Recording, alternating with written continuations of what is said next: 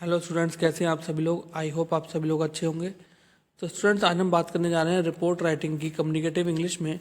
तो report writing की अगर हम स्टूडेंट जनरली बात करें तो यह एक तरीका है जिसमें हम जो है किसी भी इम्पोर्टेंट इन्फॉर्मेशन को स्पष्ट और विस्तृत तरीके से, यानी कि क्लियर एंड ऑर्गेनाइज्ड वे में हम प्रेजेंट करते हैं। अगर हम बात करें कि यह एक like a crafting a story मतलब किसी भी पिक्चर्स को वर्ड के थ्रू डिफाइन करना, जिससे कि ऑडियंस के माइंड में, ऑडियंस कौन, जो आपके व्यूवर्स हैं या लिसनर्स हैं, ठीक है, उसके माइंड में एक आपके पर्टिकुलर टॉपिक की या रिपोर्ट की एक इमेज क्रिएट हो जाना। ठीक है, तो यह होता है हमारा रिपोर्ट राइटिंग का एक concept. Report writing can be used for various reasons. Report writing की अगर हम बात करें तो स्टूडेंट्स, इसका जनरली जो हम यूज़ करते हैं वह उसके कई कारण होते हैं, जैसे कि एक्सप्लेन कॉम्प्लेक्स टॉपिक्स, यानी कि जब हमें किसी कॉम्प्लेक्स टॉपिक का, यानी कि जटिल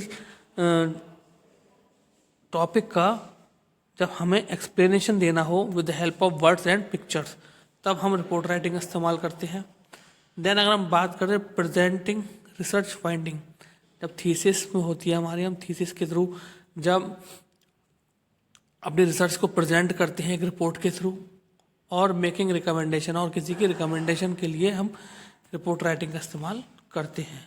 अब हम बात करते हैं students format of report writing, यानी कि रिपोर्ट राइटिंग का जनरली हम बात करें तो फॉर्मेट क्या होता है। तो यहाँ पर वेरियस पार्ट्स होते हैं रिपोर्ट के, जो कि विस्तृत तरीके से, यानी कि वाइडली फील्ड में यूज़ किए जाते हैं रिपोर्ट राइटिंग में।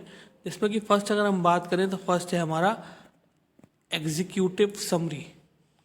एग्जीक्यूटिव समरी का क्या मतलब है कि जो आपकी, जिसको आप अपना प्रेजेंट कर रहे हैं टॉपिक या रिपोर्ट, वह अगर हम बात करें तो उसके पास उसको विस्तृत तरीके से, यानी कि अगर हम कहें उसको डिटेल में पढ़ने का टाइम है या नहीं, ठीक है, वह देखते हुए हम क्या करते हैं, अपनी रिपोर्ट्स में केवल पॉइंट टू पॉइंट बात करते हैं, जिससे यूज़र का भी इंटरेस्ट क्रिएट हो, ठीक है, उसको भी बर्डन ना लगे। तो इसलिए बोला गया एग्जीक्यूटिव समरी, यानी कि स्टार्टिंग में ही उसकी एक एग्जीक्यूटिव समरी दे देना, ताकि उसको वह ओवरव्यू से ही उस टॉपिक के बारे में समझ जाए कि वो कहना क्या चाह रहा है, उसका पर्पस क्या है। ओके, नेक्स्ट है टेबल ऑफ कंटेंट्स।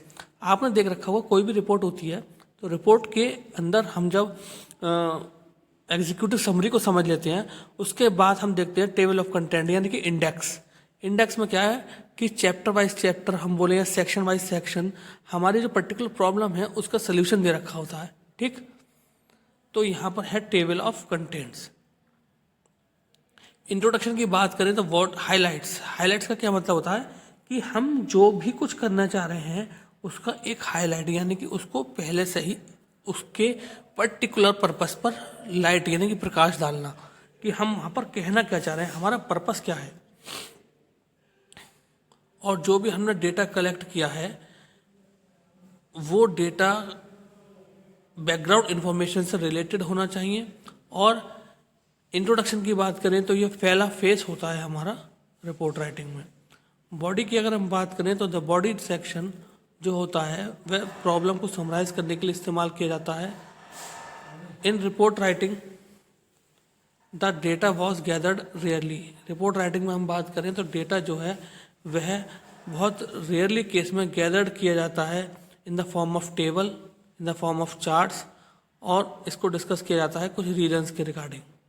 ठीक है, the body section is usually categorise into subsection. अगर हम बॉडी सेक्शन की बात करें तो उसको सबसेक्शन में डिवाइड किया गया है विद द हेल्प ऑफ सब हेडिंग, जो कि हाईलाइट करती हैं फर्दर ब्रेक डाउन को रिपोर्ट्स के। ओके, तो ये थे कुछ important parts of report writing format.